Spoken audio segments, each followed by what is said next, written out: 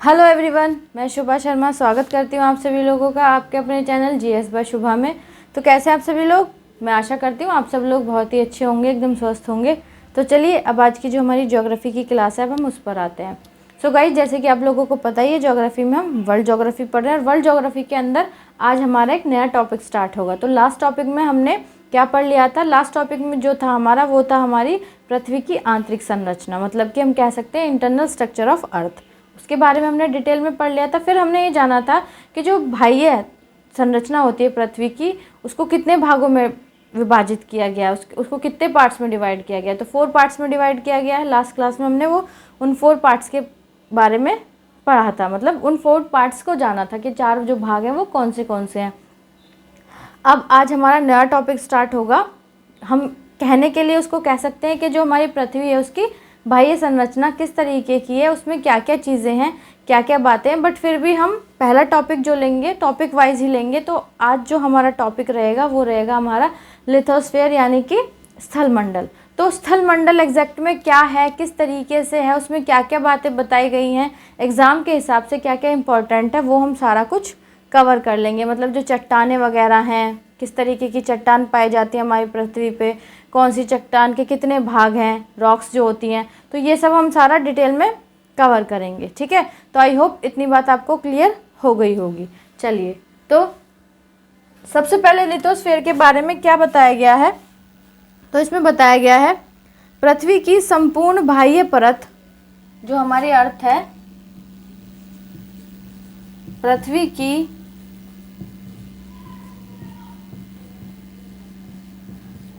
संपूर्ण बाह्य परत, मतलब एक्सटर्नल जो स्ट्रक्चर है हमारी अर्थ की, जिस पर महाद्वीप एवं महासागर स्थित हैं, जिस पर महाद्वीप एवं महासागर स्थित हैं। क्या है? महाद्वीप एवं महासागर स्थित हैं, स्थल मंडल कहलाती है। तो उसको हम क्या कहते हैं? स्थल मंडल, या हम कह सकते हैं लिथोस्फीयर कहलाती है।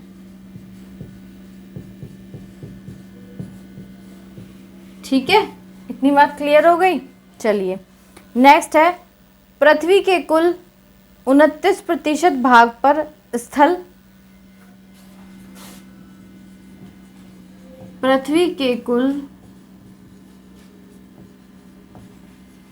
29% भाग पर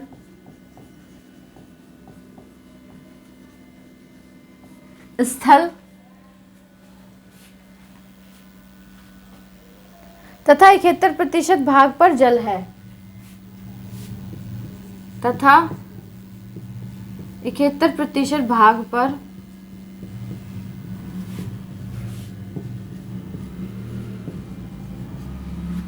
जल है।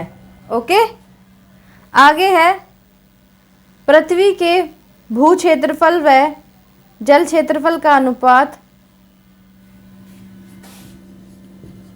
पृथ्वी के भू क्षेत्रफल व जल क्षेत्रफल का अनुपात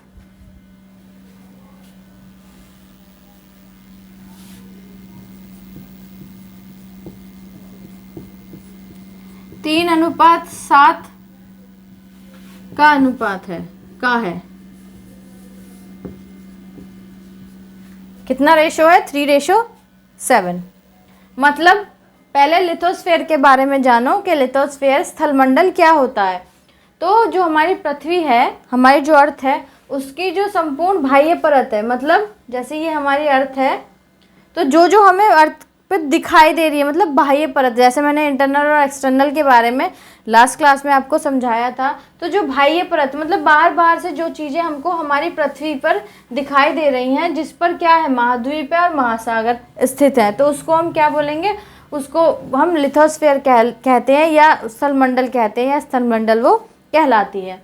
पृथ्वी के कुल 29% भाग पर स्थल तथा 71% भाग पर जल है। तो हमारी जो अर्थ है उसके 29% पार्ट पर क्या है, स्थल है, और 71% पर जल है। ठीक है।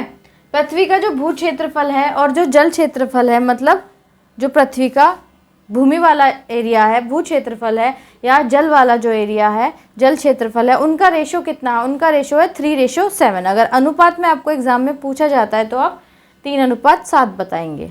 ठीक है। तो आई होप इतनी बात आपको क्लियर हो गई होगी। चलिए नेक्स्ट इसमें पॉइंट क्या आता है, नेक्स्ट पॉइंट आता है पृथ्वी के उत्तरी गोलार्ध का 61%,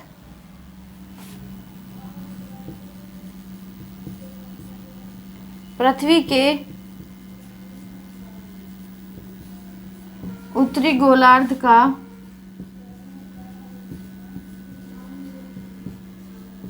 61% तथा दक्षिणी गोलार्ध का 81%,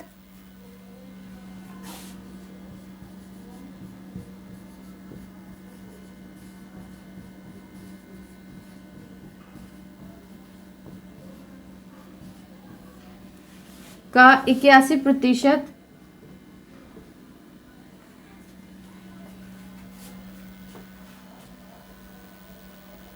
क्षेत्रफल में जल का साम्राज्य है। 81% क्षेत्रफल में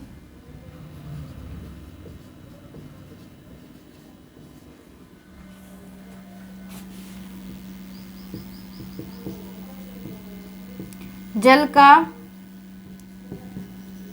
साम्राज्य है।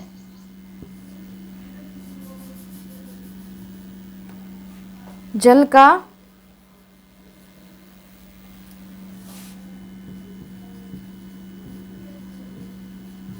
साम्राज्य है। ठीक है, इतनी बात समझ आ गई।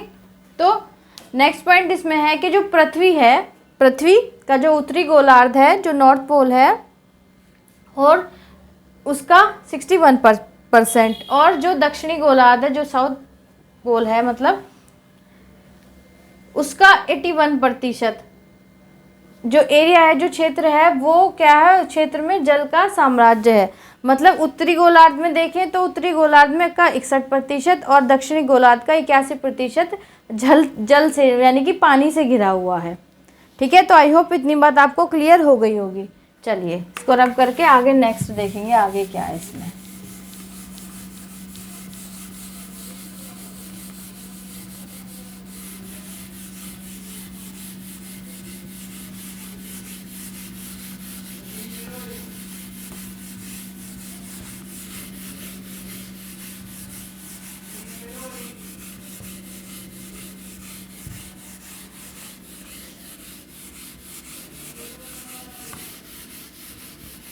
समझते चलना, ज्योग्राफी ऐसा सब्जेक्ट है कि अगर आप शुरू से उसको समझोगे, स्टार्टिंग से अगर आप उसको समझते चलोगे तो आपको आगे तक के लिए कोई प्रॉब्लम नहीं आएगी, और बीच में अगर पढ़ोगे तो वो आपके हिसाब से आप कितना कैच कर पाते हैं कितना नहीं। स्टार्टिंग से जैसे मैंने आपको बताया ना, तो एक क्रोनोलॉजी में सारी चीज़ें दिमाग में अच्छे तरीके से समझ आती रहती हैं। ठीक है। चलिए अब इसमें नेक्स्ट पॉइंट क्या है, नेक्स्ट पॉइंट है इसमें पृथ्वी पर अधिकतम ऊंचाई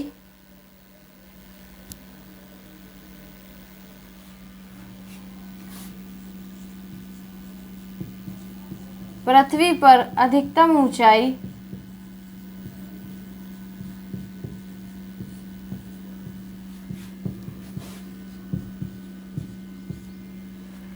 हमारी जो अर्थ है उस पर जो मैक्सिमम हाइट है, अधिकतम ऊंचाई, माउंट एवरेस्ट,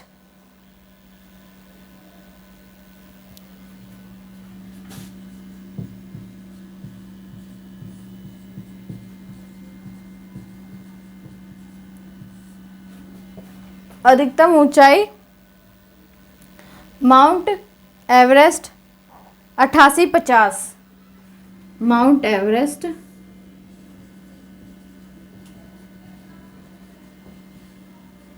ये मीटर है, ठीक है। 8850 मतलब 8850 मीटर की है। तथा अधिकतम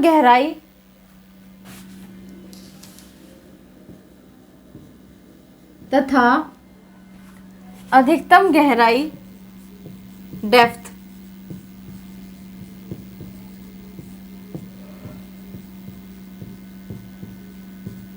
मैक्सिमम जो डेप्थ है वो क्या है? मैरियाना गर्त।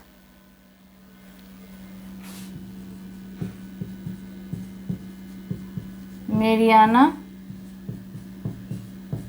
गर्त कितनी है? 11,022 मीटर। ओके, क्या है?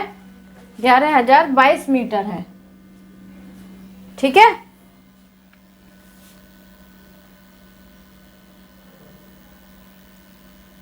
इस प्रकार पृथ्वी की अधिकतम ऊंचाई एवं अधिकतम गहराई में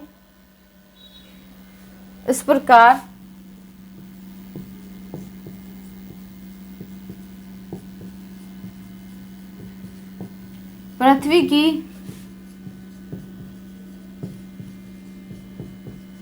अधिकतम ऊंचाई व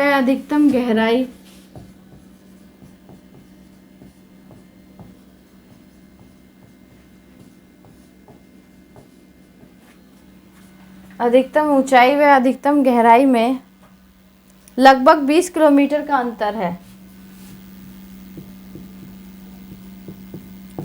लगभग 20 किलोमीटर का अंतर है, ठीक है। चलो नेक्स्ट पॉइंट। नेक्स्ट क्या आता है? स्थलमंडल महाद्वीपीय क्षेत्र में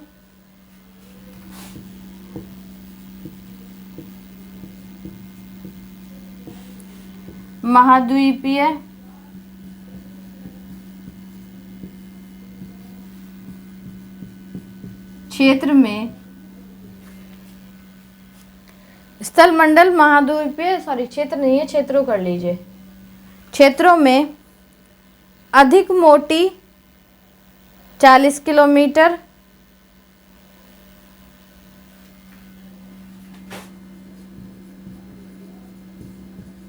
अधिक मोटी 40 किलोमीटर और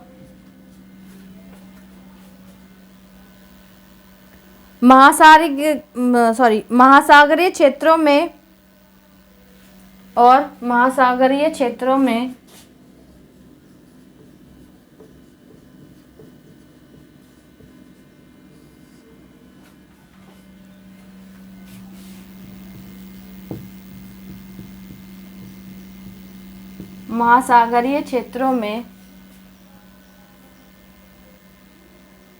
अपेक्षाकृत पतली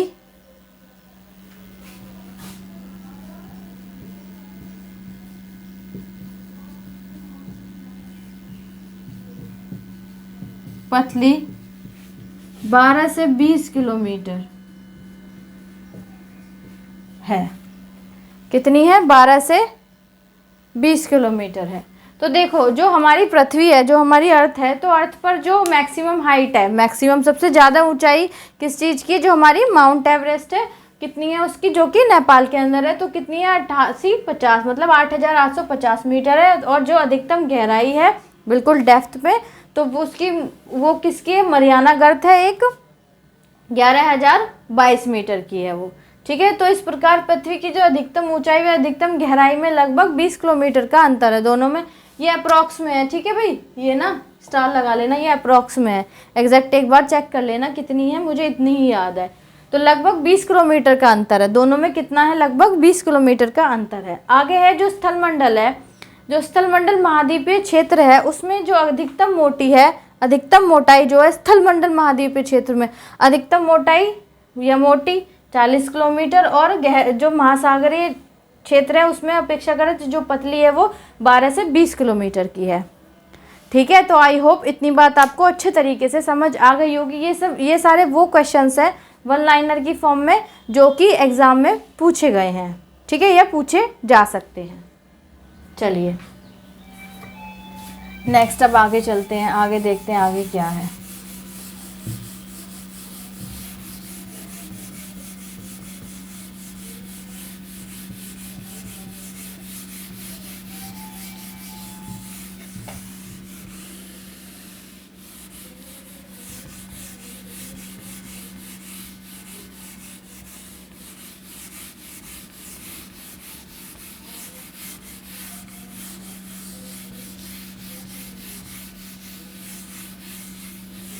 अब हम पढ़ेंगे रॉक्स के बारे में, चट्टान के बारे में। किसके बारे में? रॉक्स या चट्टान यानी कि रॉक्स।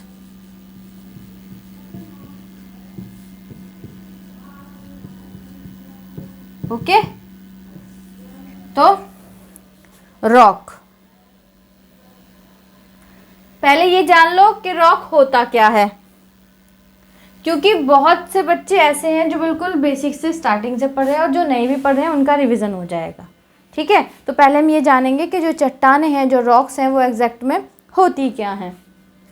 तो रॉक्स क्या होती हैं? पृथ्वी की सतह को, या हम कह सकते हैं पृथ्वी की सतह के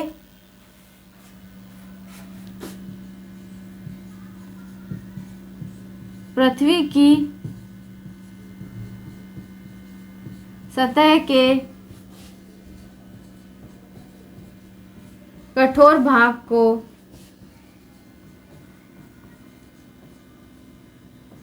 चट्टान कहते हैं। ओके, क्या कहते हैं? चट्टान कहते हैं। क्या कहते हैं? चट्टान कहते हैं। जो पृथ्वी की बाहरी परत की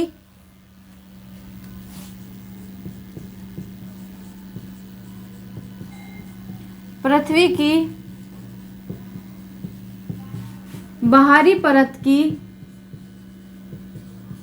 जो हमारी अर्थ है उसकी जो एक्सटर्नल लेयर है, बाहरी परत है, बाहरी परत की संरचना की मूलभूत इकाइयां हैं।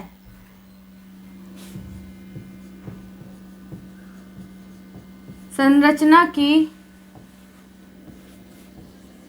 मूलभूत इकाइयां हैं। क्या है? मूलभूत इकाइयां हैं। उत्पत्ति के आधार पर यह 3 प्रकार की होती हैं।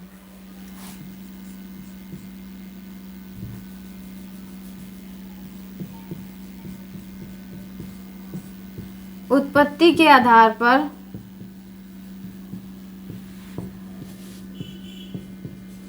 यह 3 प्रकार की होती हैं। तो जो हम रॉक्स हैं वो 3 प्रकार की होती हैं। कौन सी होती हैं वो देख लो। पहले ये समझ लो, पृथ्वी की जो सतह है, सतह का जो कठोर भाग है, हमारी जो अर्थ है उसका जो उसकी सतह का जो कठोर भाग है उसको हम क्या बोलते हैं? उसको हम चट्टान कहते हैं, जो पृथ्वी की बाहरी परत की संरचना की मूलभूत इकाई होती है। ठीक है, अब उत्पत्ति के आधार पर हम कहें तो ये चट्टानें जो रॉक्स हैं वो 3 प्रकार की होती हैं। वो 3 प्रकार की कौन सी होती हैं ये देख लो। तो सबसे पहली क्या आती है? आग्नेय चट्टान, जिसको हम इग्निशियस रॉक बोलते हैं।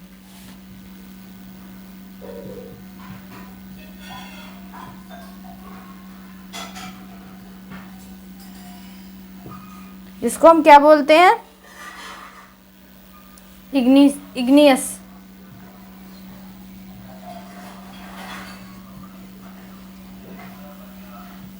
क्या बोलते हैं? Igneous rock. Okay, second number पे आती है अवसादी चट्टान।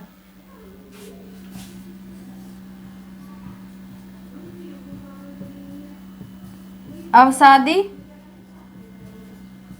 चट्टान। तो जो अवसादी चट्टान होती है वो कौन सी होती है? Sedimentary rock.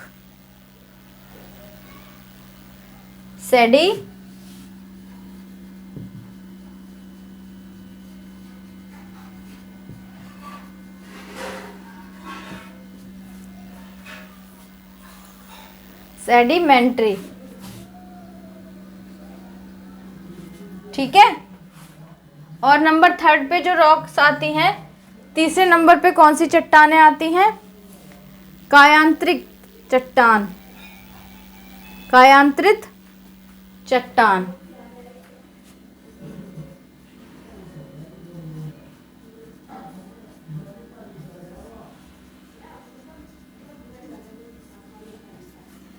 क्या है तीसरे नंबर पर?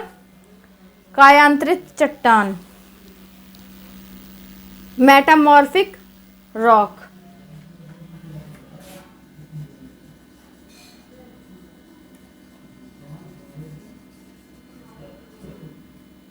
Metamorphic rock. तो उत्पत्ति के आधार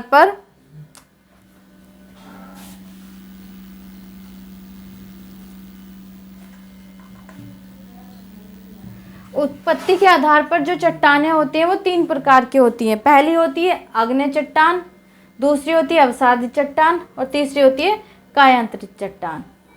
ठीक है। अब ये जो आग्नेय चट्टान है जिनको हम इग्नीशियस, आग्नेय चट्टानों को हम इग्नीशियस रॉक बोलते हैं, अवसादी चट्टानों को हम सेडिमेंट्री रॉक बोलते हैं, और जो कायांतरित चट्टान रहती है उनको हम मेटामॉर्फिक रॉक बोलते हैं।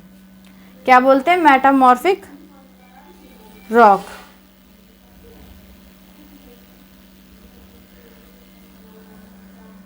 ठीक है, इतनी बात क्लियर हो गई।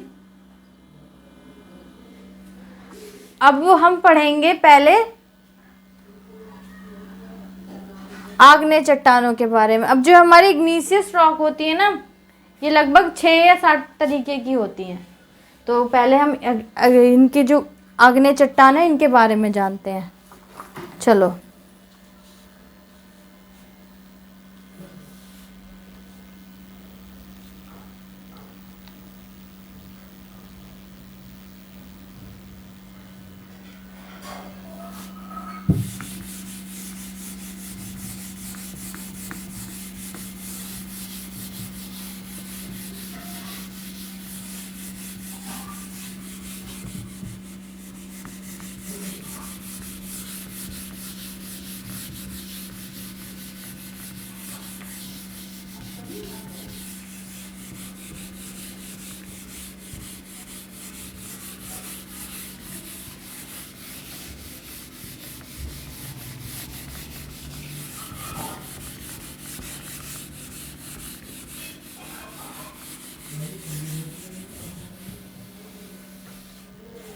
तो हेडिंग डाल लो आग्नेय चट्टान।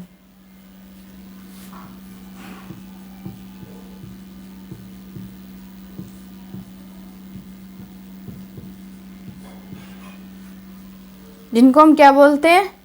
Igneous rock.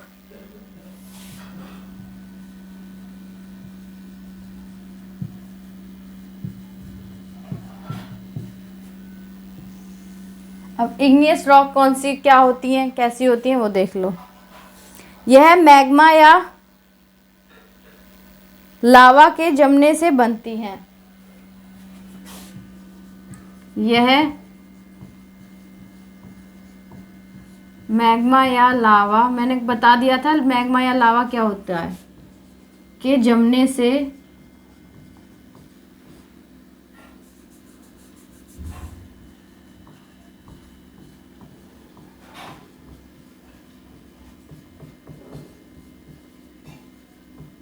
बनती हैं। मतलब अंदर है ज्वालामुखी के तो वो मैग्मा है, बाहर निकल गया तो वो लावा है।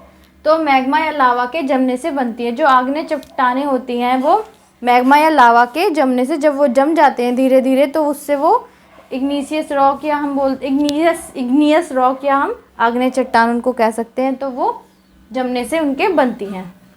ठीक है, अब ये कौन सी हैं?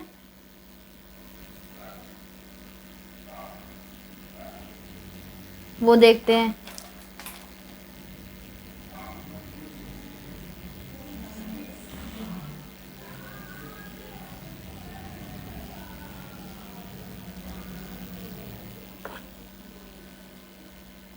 जैसे ग्रेनाइट हो गया, बेसाल्ट हो गया, लिख लो। जैसे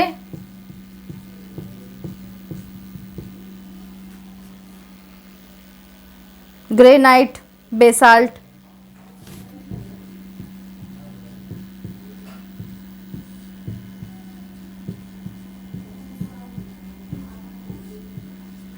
ग्रेनाइट हो गया, बेसाल्ट हो गया,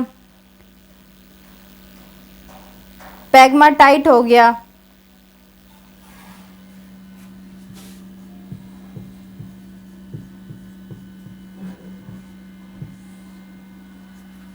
क्या हो गया? पैग्माटाइट हो गया,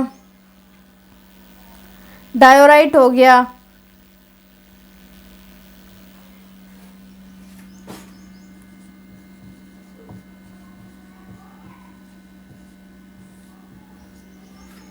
ओके। आगे है ग्रेबो हो गया आदि।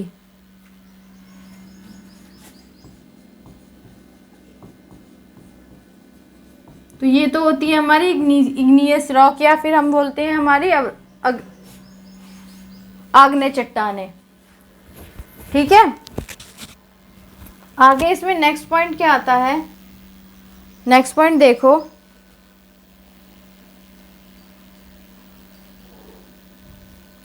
आग्नेय चट्टान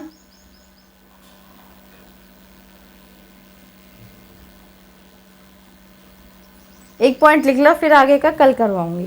ठीक है, तो लिख लो आग्नेय चट्टान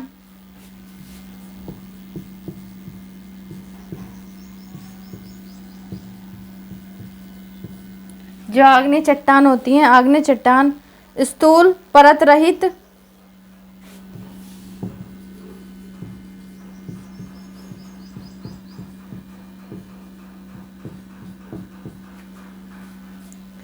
स्थूल परत रहित कठोर संघनन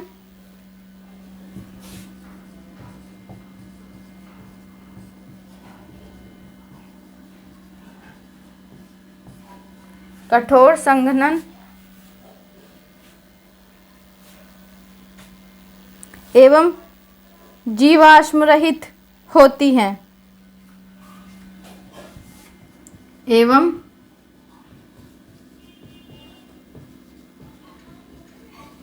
जीवाश्म रहित होती हैं। जब अग्नि वाली हैं तो उसमें जीवों का तो कोई मतलब ही नहीं होता है।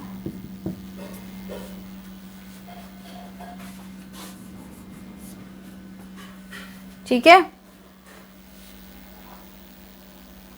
आर्थिक रूप से यह बहुत ही संपन्न चट्टान है।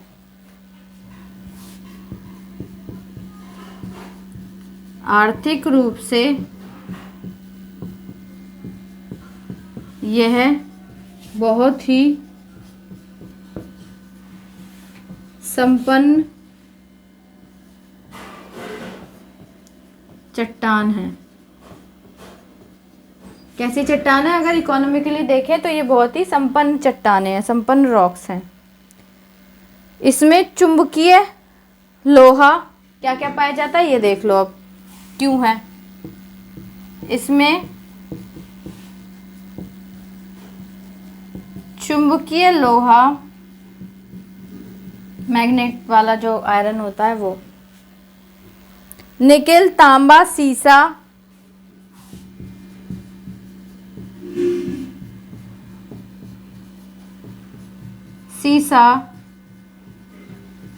लेड, तांबा, कॉपर, जस्ता, क्रोमाइट, जिंक, जस्ता को जिंक बोलते हैं, जस्ता,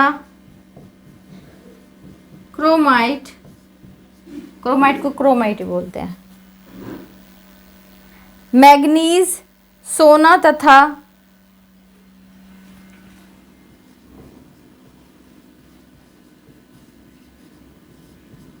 मैग्नीज, सोना गोल्ड, सोना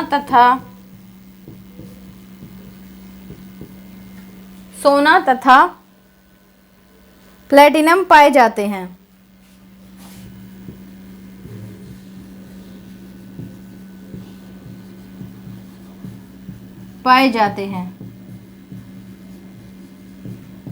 ठीक है, अब देख लो, जो आग्नेय चट्टान, जो इग्नियस रॉक होती हैं, वो स्थूल रहित होती हैं, कठोर और सघन होती हैं, इनमें जीवाश्म रहित होती हैं, जीवाश्म नहीं होते। तो आर्थिक रूप से बहुत ही संपन्न चट्टानें होती हैं। क्यों?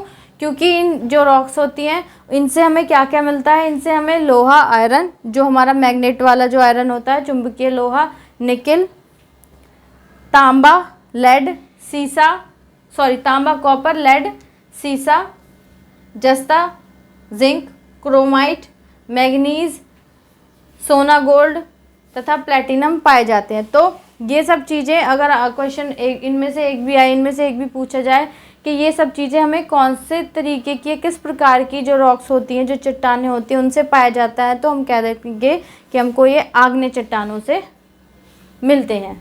ठीक है, इतनी बात आपको क्लियर हो गई होगी। चलिए, अब इसमें ना आगे का जो है वो नेक्स्ट क्लास में कवर कर लेंगे।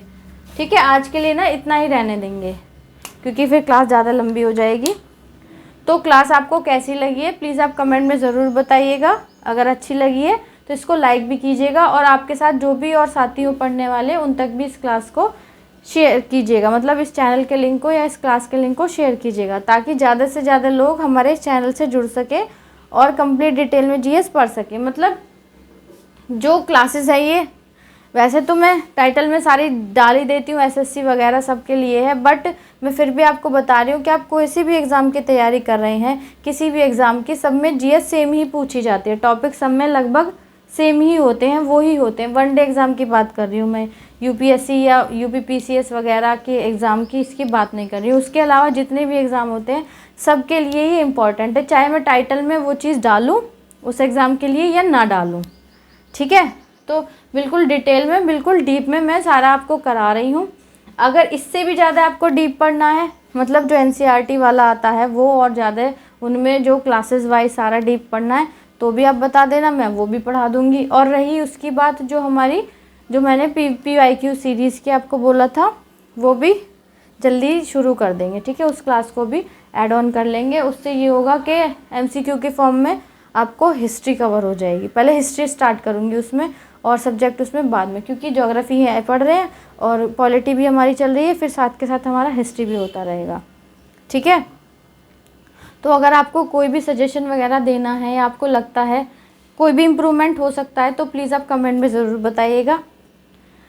और इस जो अगर चैनल पर आप पहली बार आ रहे हैं, इस वीडियो को पहली बार देख रहे हैं, तो प्लीज़ चैनल को सब्सक्राइब जरूर करने के बाद बेल आइकन को ज़रूर प्रेस कीजिएगा, क्योंकि जो मैं क्लासेस डालती हूँ वो रिकॉर्डेड होती हैं, लाइव क्लासेस नहीं होती हैं। ठीक है, तो आज के लिए इतना ही है। अब मिलते हैं कल की क्लास में, तब तक के लिए थैंक यू वेरी मच।